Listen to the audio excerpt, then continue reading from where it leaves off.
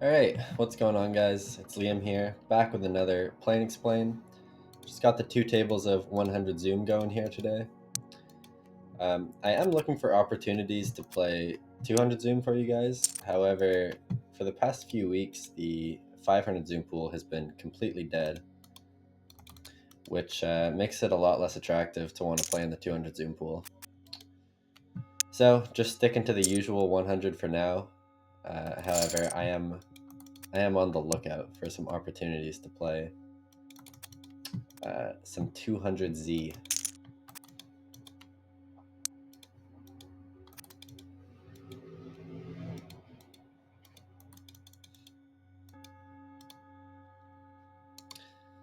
So with the weaker player here and on a 14, I'm going to call the Queen Jack suited. It's going to be a 4-bet at some frequency as well.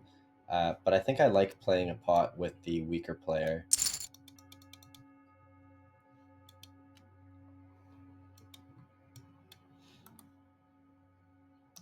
So obviously we're behind some overpairs and some worse Jack X. The turn is not a great card, as I expect Belsv to be checking back a lot of Ace X.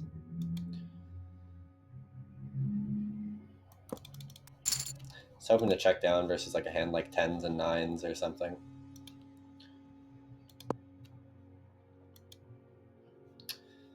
And versus a weaker player here, I'm just going to c-bet small with my range. Even though this is not a board you can do that on, in theory kind of just goes out the window versus a weaker player. And I think I'm just going to triple off with my hand.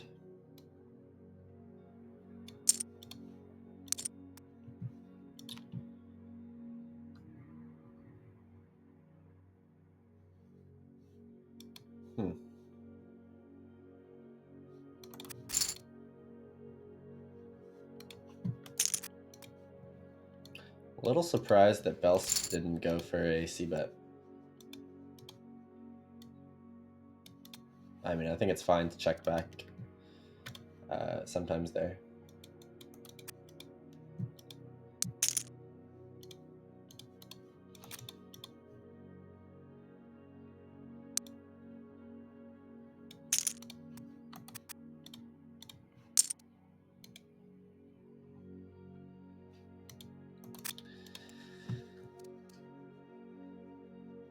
Wonder if I can consider going for 10% on the river. I think it might still be a little bit too thin.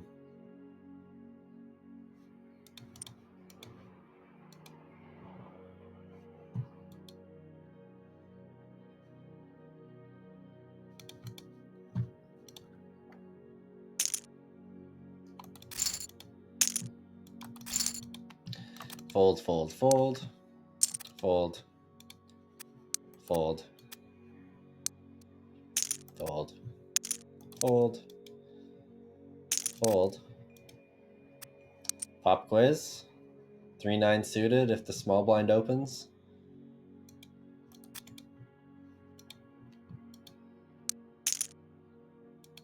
It's actually a call, surprisingly enough. Probably the most uncomfortable call the big blind has to make. Good board for the big blind.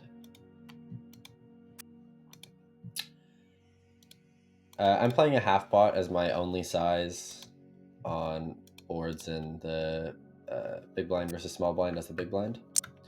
And on an 81, my hand benefits from some protection. It gets called by some worse ace X. And ISOing here on table 2.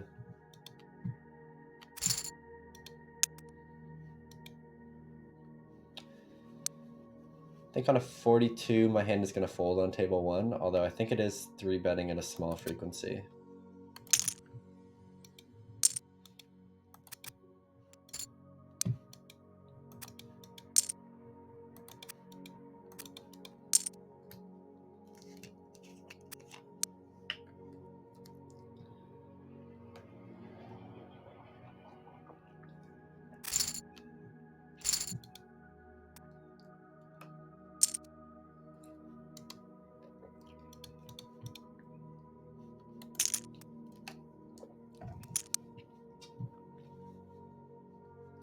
Versus 2.2, I think my hand is actually going to start calling at a low frequency, but on 34, I'm still folding.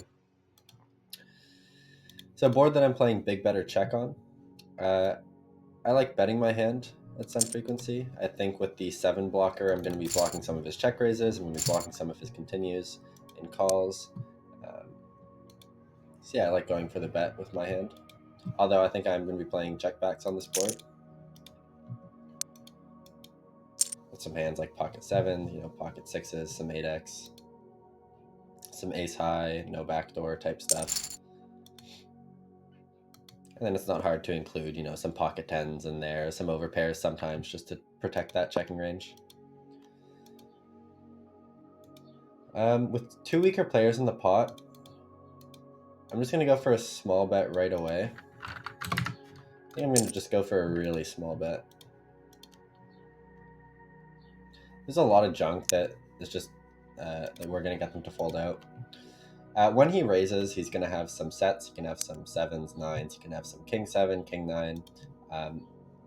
We're blocking some of the flush draws that he can be doing this with. Obviously, we have an easy call. It's possible that some weaker players are, just doing this with king queen.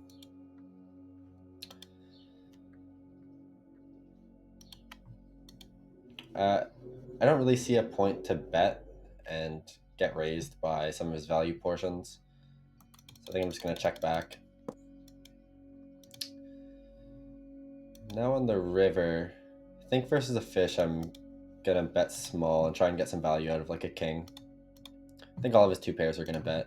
And now on the turn, I'm using a 75% sizing. So queen 9 gets there, 7-9 gets there. We have decent blockers with the 7. So this isn't the thing, betting 1/3 in position, but versus a weaker player, I don't care, and I'm just going to try and get called by a king or a worse ace.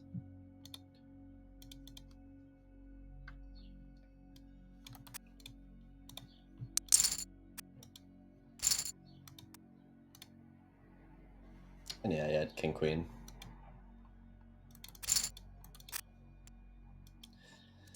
So the reason that the small bet isn't a thing in theory, generally, when you're in position,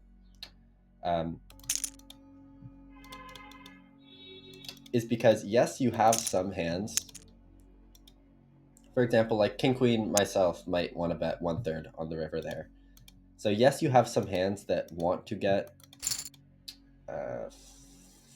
folding. King 10 is going to 4-bet bluff at some frequency.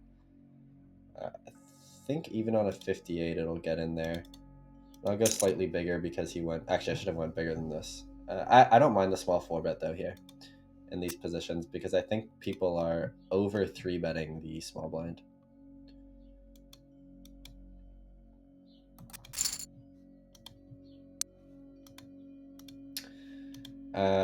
What was I saying? Oh, yeah, here. You have some hands that want to bet for the small size for quote-unquote value. The problem is that versus good players, or, in a theory sense, giving the out-of-position player the strategical option to check raise you outweighs, as a downside, the plus side of like you getting some small value from some of your hands that can bet for small for value. Now versus a fish, who I doubt is constructing, check raise ranges there on the river enough, or check raise bluffing enough, then that reason just goes out the window. And if I have a hand that I think is going to get called by, a hand like this for a small size, then I'm just going to do it.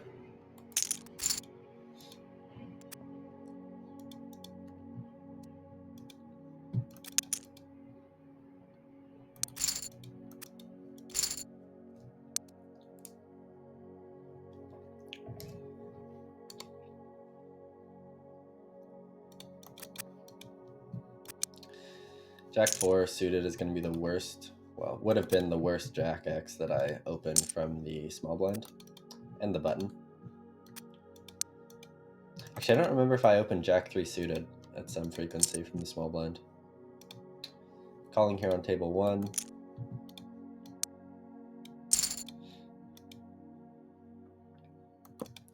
So much better board for the button. I think you can just third range this board.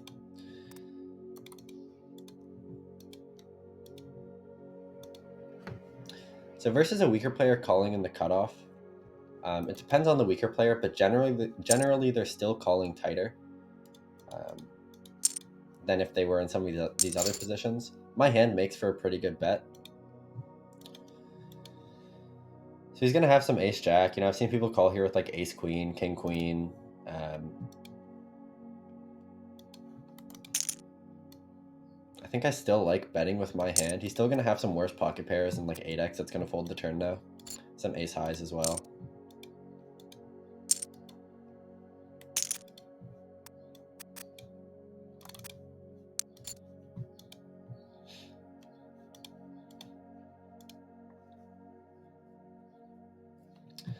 So a board where, in theory, the solver is going to be doing some big bets or checks. I'm going to use a small bet on this board for a very high frequency. I think even in theory, though, we're going to need a checking back range. Although in practice, I think people are performing poorly against the small bet. Now I like checking back my hand. If we bet, again, we're just getting called by better. You know, we're still ahead of some worse 10x. So we now improve to a lot of 10x, and I think we can value raise with the ace of diamonds here.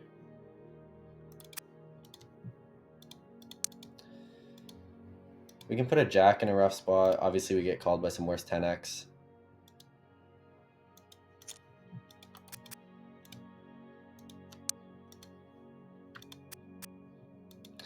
Versus a jam, we obviously have pretty good blockers to call. Although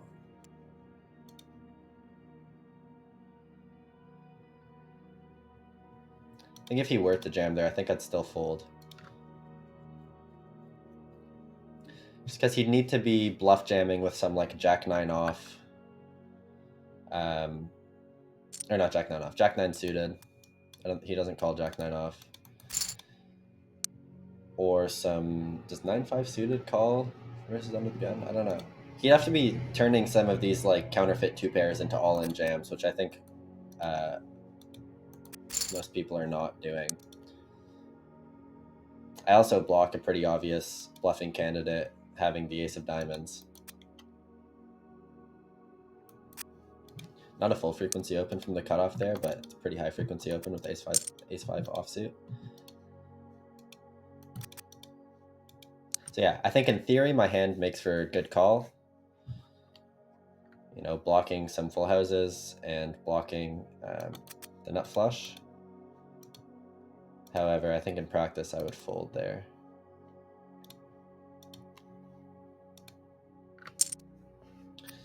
Versus the 2.2, I think I will peel the jack 9 off.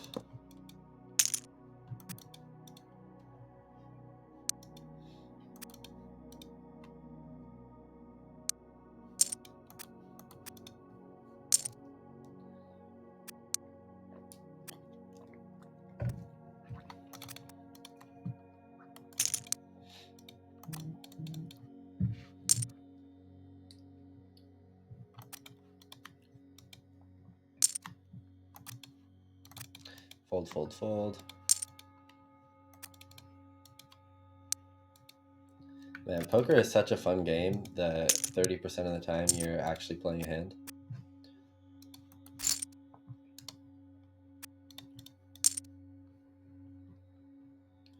All right, looks like we got a limped pot brewing on table 1.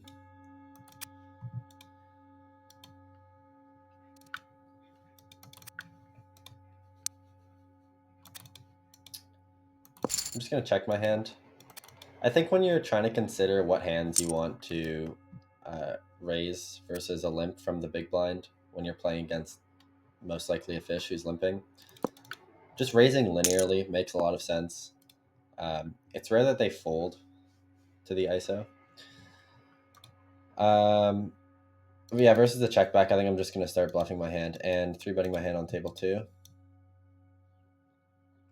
I expect him to just have a lot of ace high and some pairs. Although on this red out, I think I'm getting here out a lot.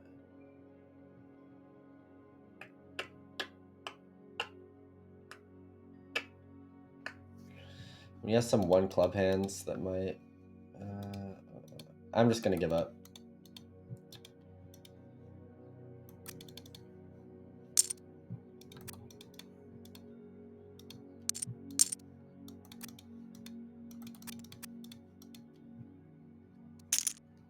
I expect to just get here and there a lot.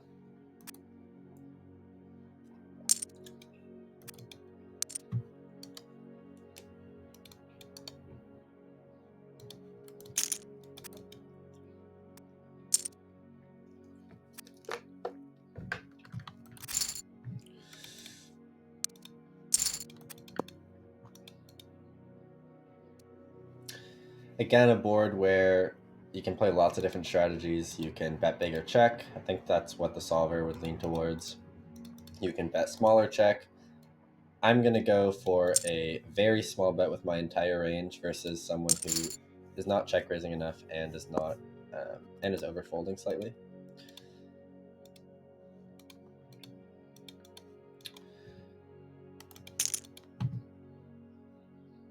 I'm going to keep barreling this turn.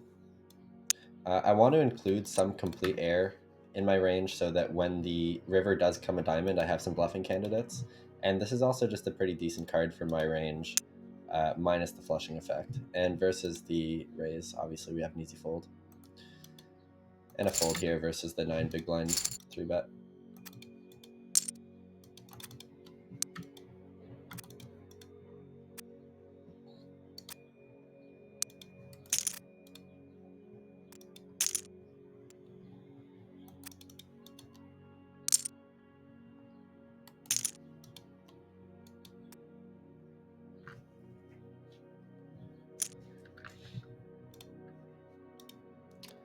So our hand is going to mix between call and 4-bet. I believe it's pretty... I forget the exact frequencies. I don't remember if it's calling more or 4-betting more. So I'm just going to pretend it's 50-50, and we rolled a 54.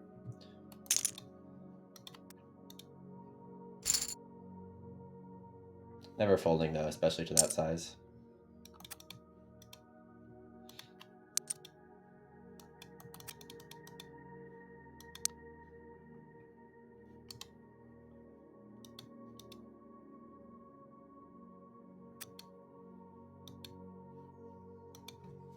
Please no jam. Nice. Got him.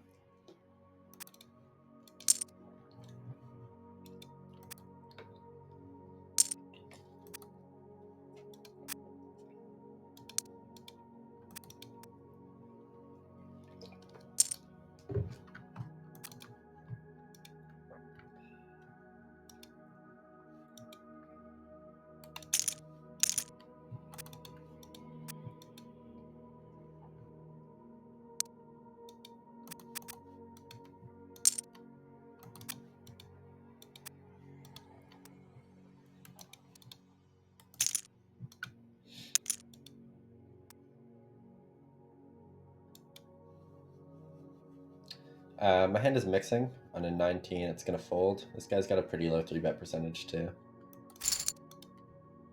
So I'm fine just overfolding everything.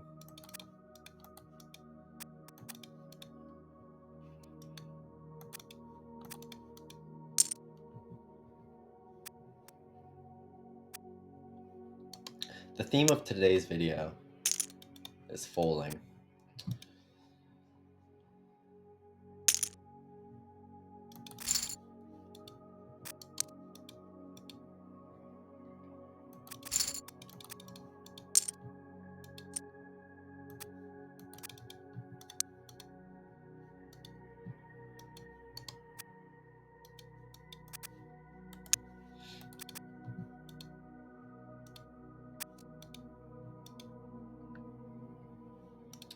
I'm just range betting this board. We have a huge Queen X advantage.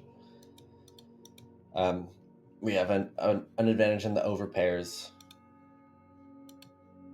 We have less air than he does.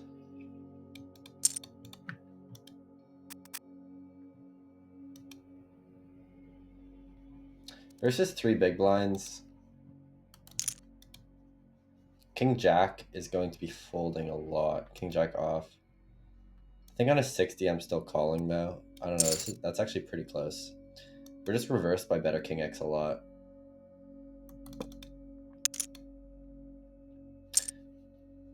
Yeah, I like his half pot bet on this board. I think that makes sense. Versus the big 3-bet from the big blind, I'm going to fold Queen 10 suited. I think the big blind is under 3-bet, and it's also just, yeah, my hand isn't that great in these positions. I think we still have a continue. My hand is going to mix between check raise and call. I don't know, I might already be folding too.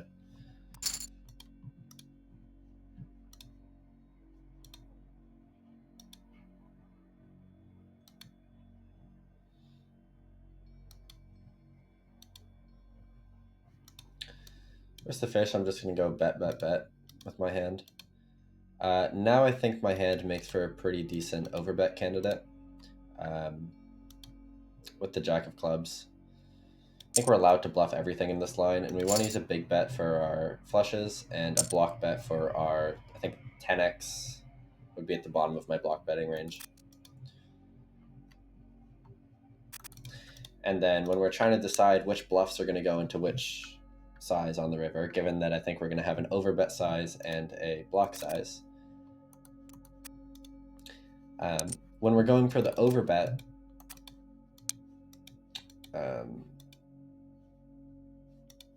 we want to be, when we're going for the overbet, it's more important to be blocking his calling range.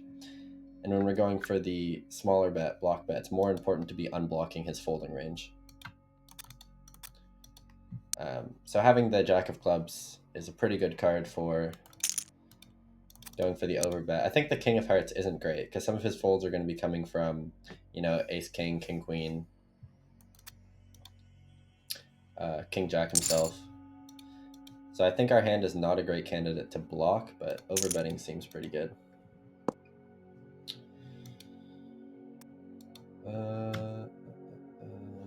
So unknown on the button. I'm just gonna check. Torn between checking my range or betting my range for like one big blind. I'm just gonna check because I have queens, and yeah, I'm just gonna do what my hand wants to do.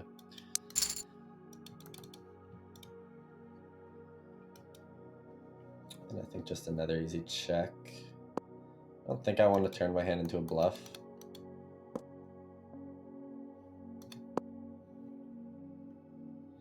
All right, hoping to just check down versus some like 8x or worse pocket pairs.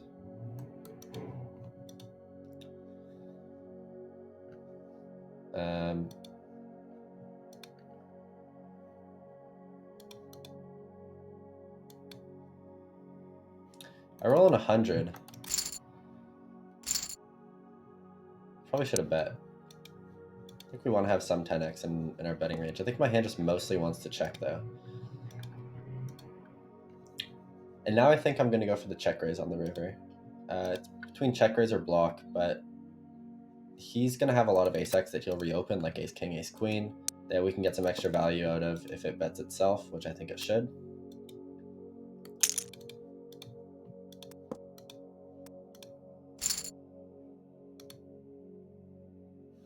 Check back, ace 7.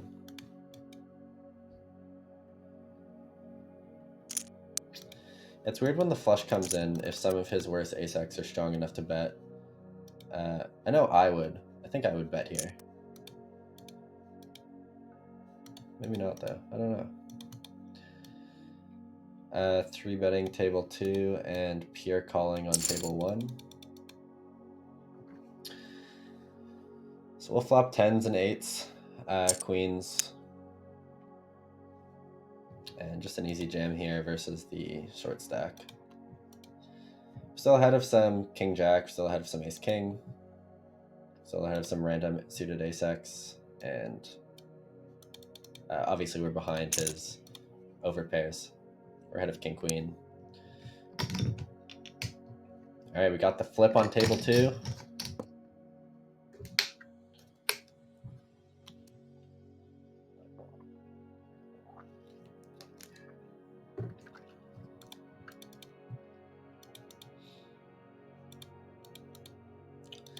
think when we reopen, we're reopening for...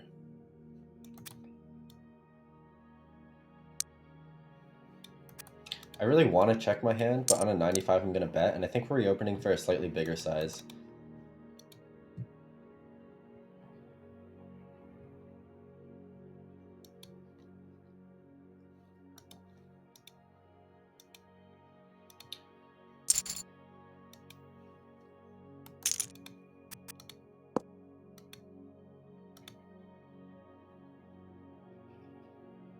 Obviously nothing to do but jam here. Just gonna take my time to think about it.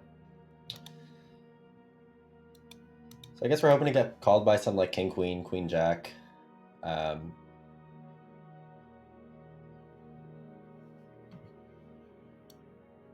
think it's ace high is folding with the turn. Yeah, I guess just like some worse queen X.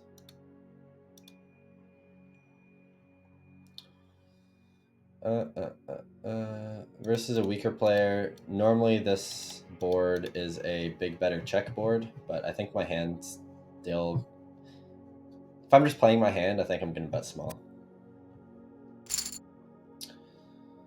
Sadly, we roll a 55 and still have to fold 5-5.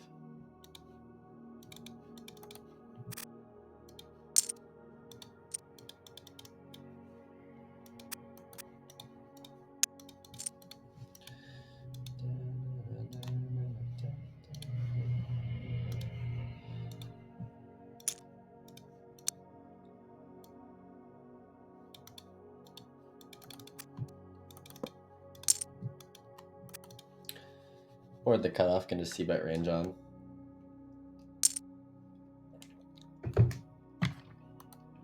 Oops.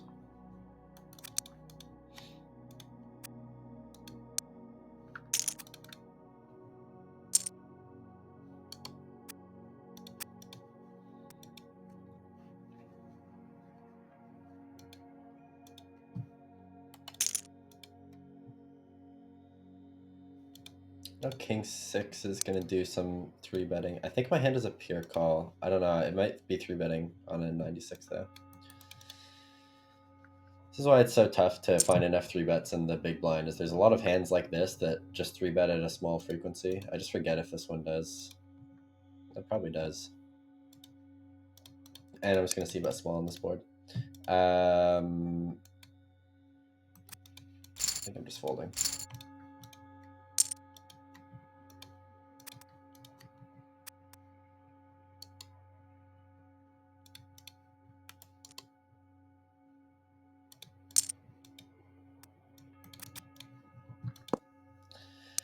All right, versus the fish. Don't care about balance. I've got kings on a queen high board.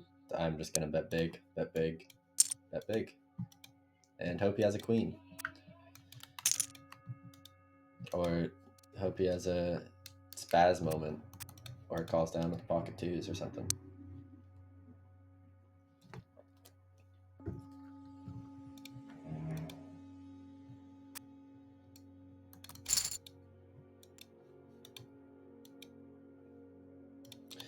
I'm gonna 3-bet ace jack off. It's gonna mix between 3-betting and calling.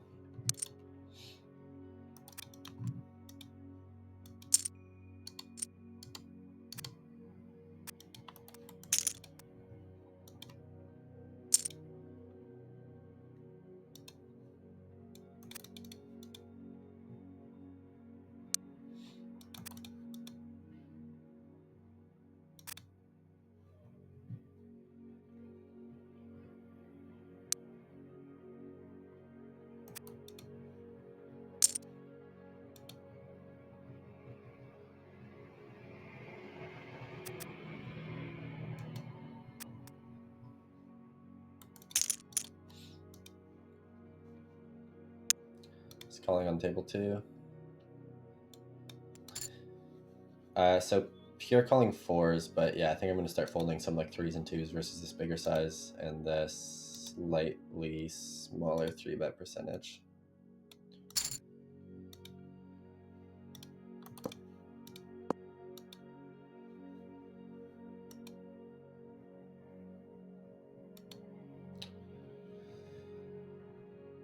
So I think some fours with the four of hearts is going to get into a raising range in theory. Although I don't know if I'm playing. I don't think I'm playing raises on this board. I'm going to check my hand on a 6. I didn't realize I was playing versus a fish. I should have bet it. And now my hand is going to turn itself into a bluff.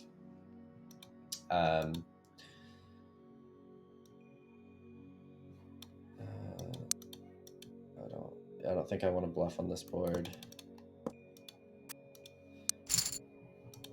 Okay, let me go back to this spot. So if we do build a raising range on this board, it's built out of pocket threes. That's like our only hand that... It's like the reason why we would have a raising range on the flop here. And I think that some of the hands that would get into that raising range as like quote-unquote bluffs are going to be some like of these lower pocket fours, you know, backdoor flush draw, backdoor straight draw. They're like, you can just think of them like draws. Like you hit a 4 and you have the nuts.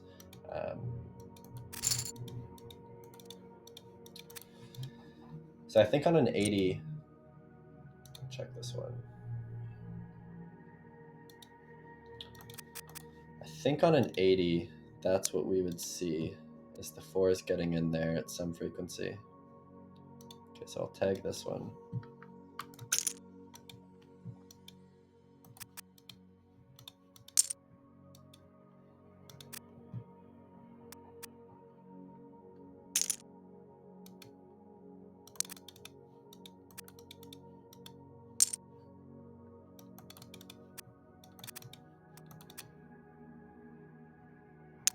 And then on the turn, once we do call, I don't think we're ever folding with the 4 of hearts. I think we're mixing between call and raise. And then on the turn, once he does check, these lower pairs are going to start turning themselves into a bluff with the plan of jamming river.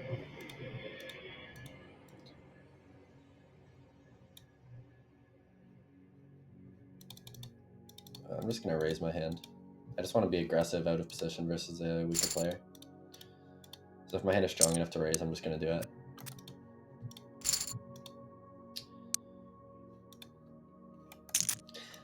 So someone commented, and it got some likes,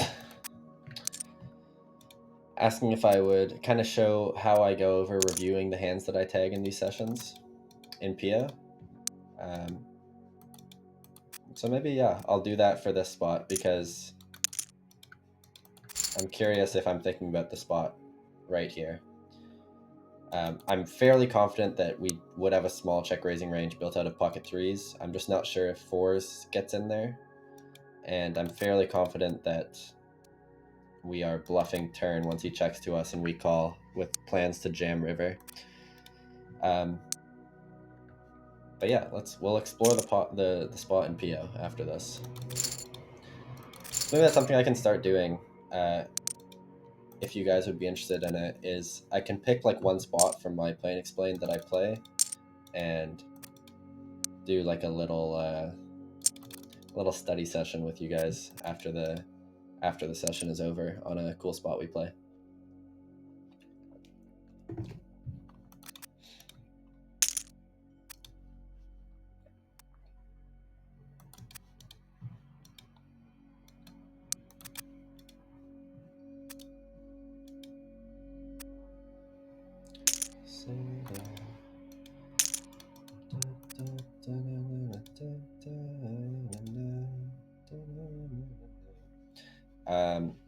Folding this more than I'm opening it from under the gun, and then it's a pure open from middle position. Yeah. As weird as that feels.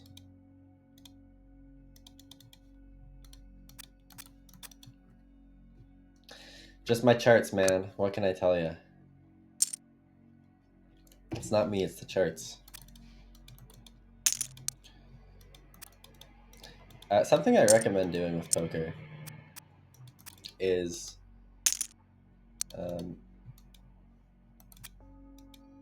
one of my students who is feeling a little unmotivated in terms of learning some poker stuff.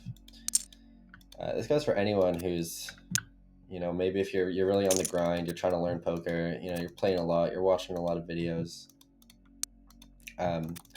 you can get burnt out, especially if you're running bad, playing a lot of poker. It's really easy to burn out. Something I'd recommend is on an 81, we're going to 3-bet here. I mean, one, play with friends. If you have any, you know, buddies that you can just play with live and kind of mess around. But just play some really low stakes, and you know, don't follow any rules. Just do whatever your heart wants you to. You know, reconnect with when you first fell in love with the game, and you know, you didn't really know what you were doing. You know, you try and pull off some crazy bluffs because you don't know what's going on. Just go play some lower stakes and do that. You know, it'll make you. I'm just gonna c-bet range on this board for small. We have a big queen X advantage, and obviously the over pairs. He'll have sevens more than we do, but that's fine. Yeah, you know, go play some 1 cent, 2 cent, fuck around and pull some crazy bluffs. Open 10-9 suited from under the gun if you're feeling really wild. Queen 9 off on a 76. I believe this is one of those tough air hands that's hard to find as a 3-bet from the big blind. Although I could just be conflating this with small blind versus big blind. Actually, I probably am. I think we just got omega punished.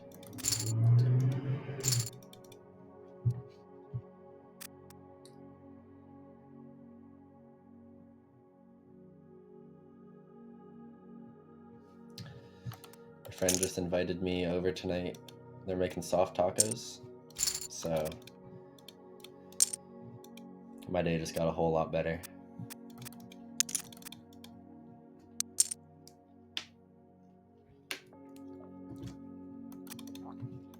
I'll firmly stand by the position that soft tacos are the only appropriate way to eat tacos. If you eat tacos with a hard shell, there's really no rationale or logic behind it. It's pretty indefensible. It gets hard. It spikes your gums. You start bleeding everywhere. It's a whole emergency. Dinner's ruined. Whereas with a soft shell, it's just fluffy, yummy goodness that no one can deny.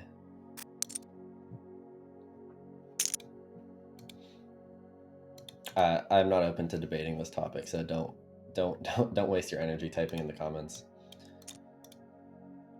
C-betting range on table 2. I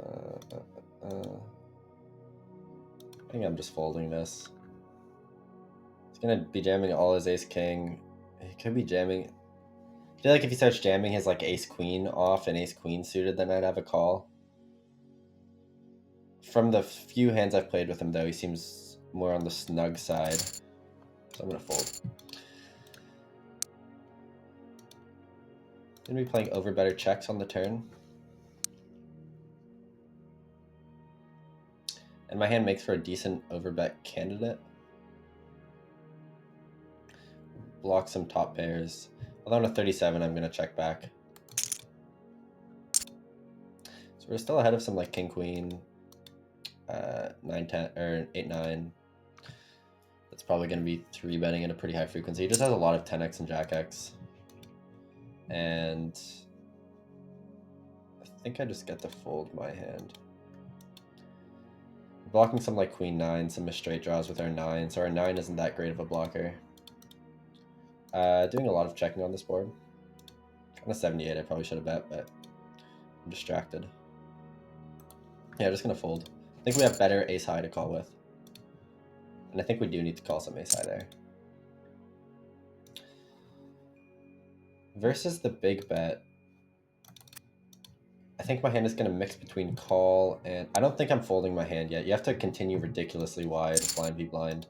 But I think my hand is going to be check raising at a pretty high frequency too.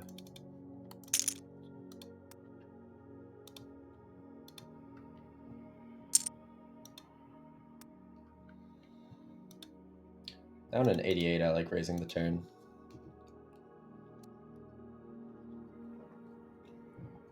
We're going to have some 3x that's going to want to raise here.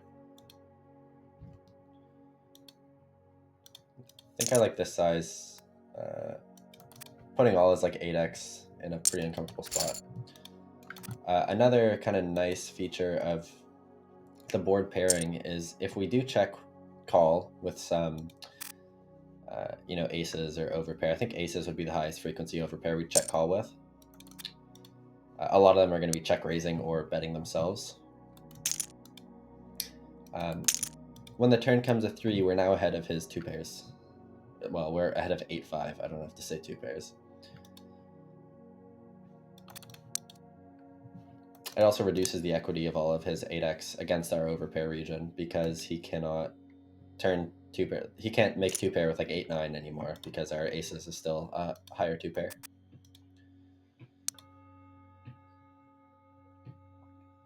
So it's 41.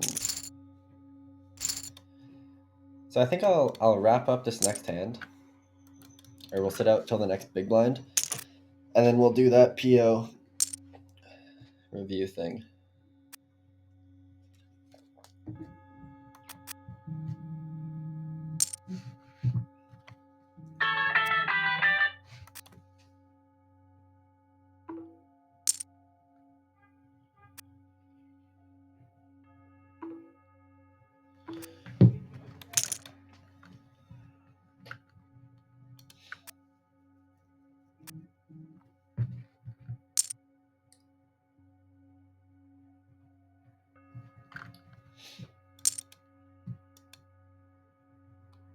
Easy fold.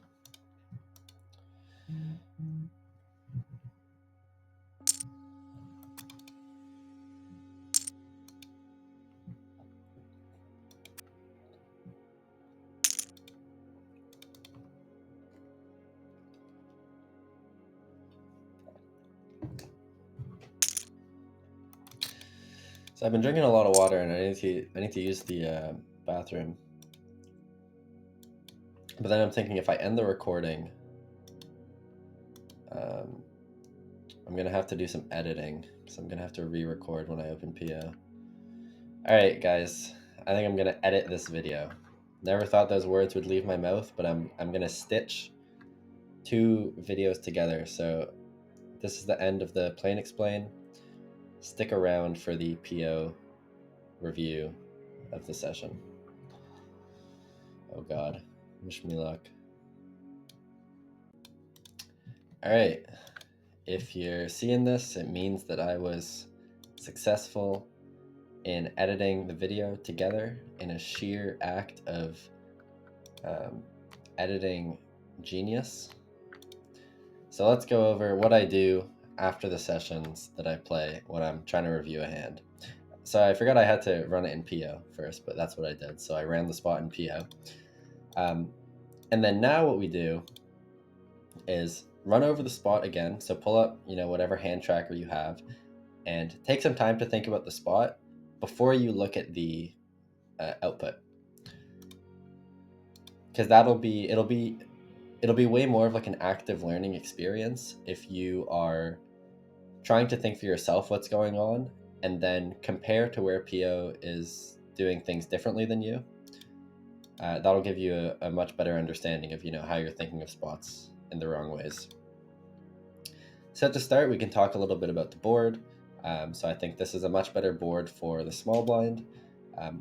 However, he does lose some of his advantage in like his kings and jacks and tens, which are now no longer strong of hands now that the ace is out there. So I think I would play this board as a quarter with range.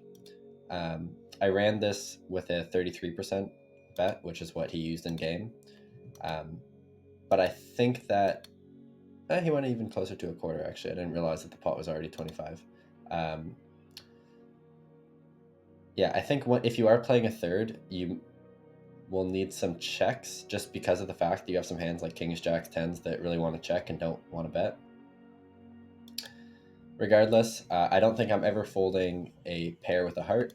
I think I am starting to fold out some probably pure folding 4s and 2s and, you know, whatever, probably up to like, probably folding all the way up to like 8s or 9s ish. Those might start peeling even without a heart, but we'll check that.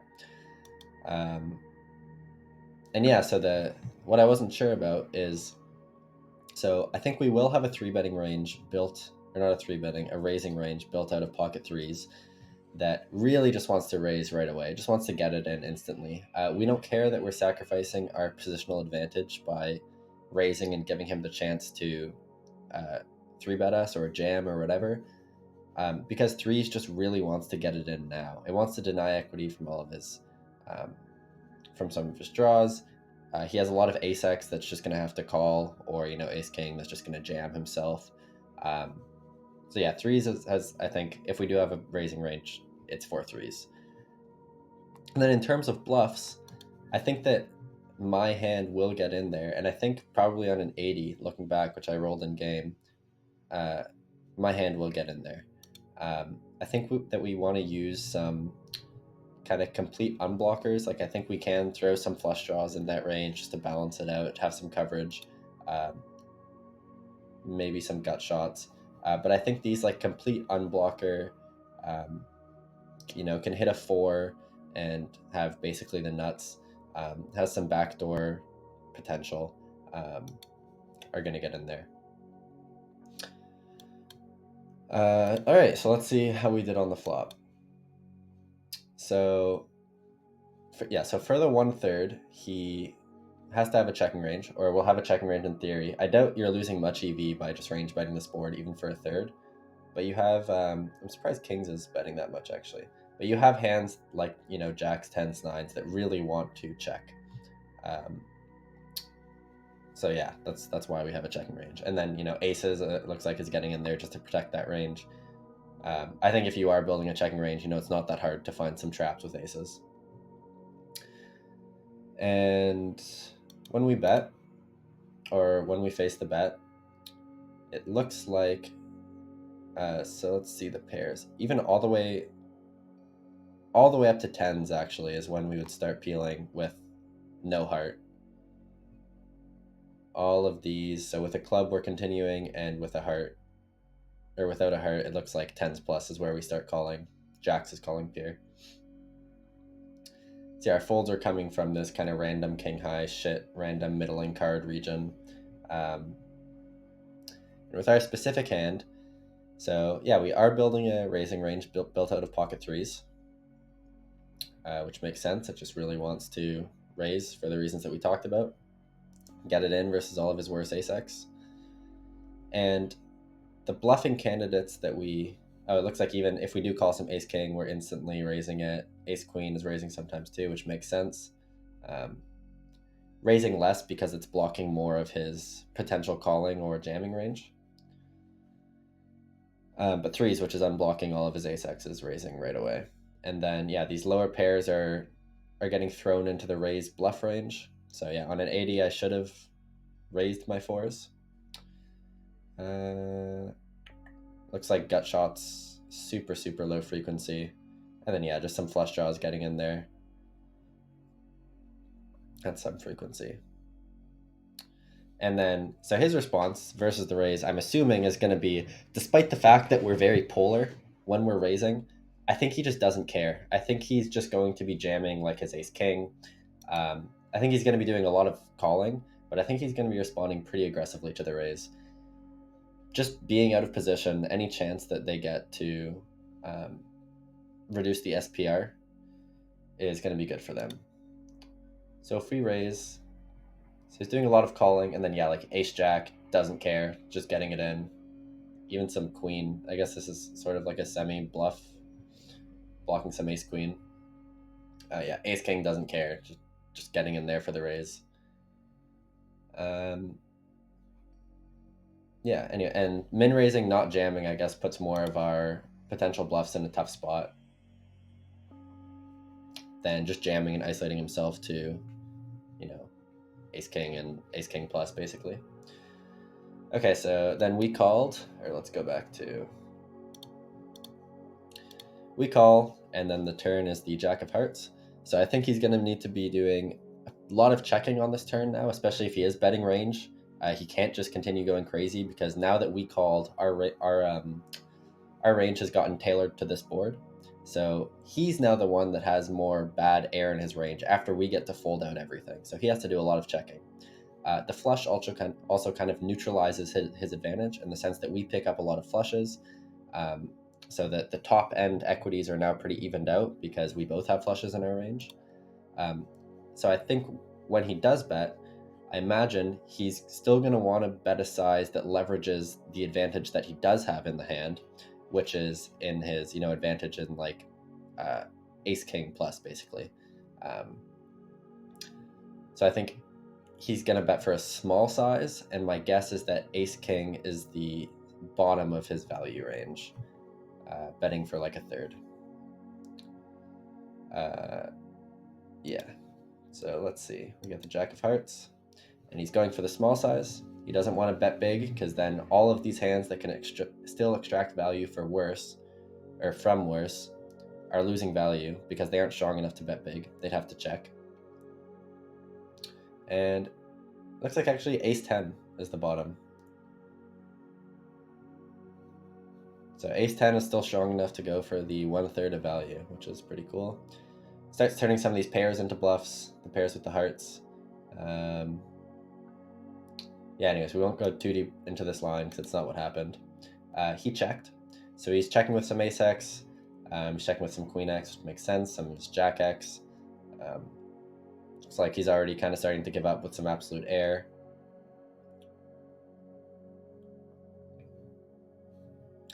He checks, and our response with fours is, after this checking line, we're doing a lot of 1/3ing just to punish a lot of his air and put a lot of his like queen X, jack X that we saw checking in a pretty uncomfortable spot. Anything else interesting happening here? I think this all makes sense. The bottom of our value range looks like it's ace 10 as well, or no, some worse ace X is getting in there. We're just doing a lot of 1/3ing. He's pretty capped when he checks the turn.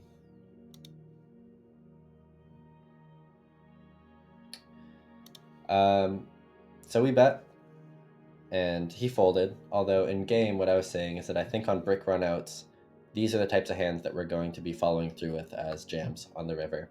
Obviously, we have some flushes that want to jam. I think the bottom of our jamming range is going to be like ace jack. I think all of our worst ace X is checking back. Queen jack seems a little too thin. So we went for the 1/3. Let's imagine he calls, and we'll do a brick. We'll say 6. So my guess is queen jack is the bottom of our, ace jack is the bottom of our value range, and we're playing. Even ace jack seems a little thin. I don't know, but I think those pairs, fours, is going to be jamming. Okay, ace jack is strong enough to jam. Is there anything worse that we're jamming? Queen jack is strong enough to jam. I guess that kind of makes sense, actually. He's just so capped in this line. And yeah, all of these pairs, if we take this line with them, they're all our bluffing candidates on the river. And the reason is that they're just really good unblockers. See, we're not gonna bluff a hand like, well, I guess it's because we kind of just ran out of bluffs in this top region. But I think even if we did have, a 0 showdown hand here, we would choose to bluff these because the unblocker effects are better.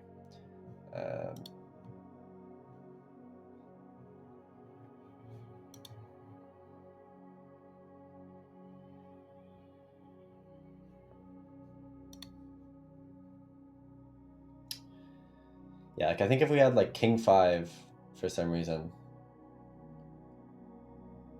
or maybe we can just bluff everything in this line. I don't know. Anyways, okay, we spent a lot of time on this spot. Video is approaching an hour long, so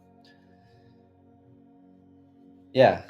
If you guys enjoyed this, I think I'll start doing this more. Just show you guys kind of, you know, a look at a spot that we play, an interesting spot that we play after every play and explain. Yeah, as always, if you guys have any questions in the comments, or think I played a hand wrong, or you'd have played it differently, let me know. Let me know why. And yeah, let me know if you enjoyed this new kind of PO thing that I'm doing at the end. And yeah, all right. I'll catch you guys in the next video. Peace out.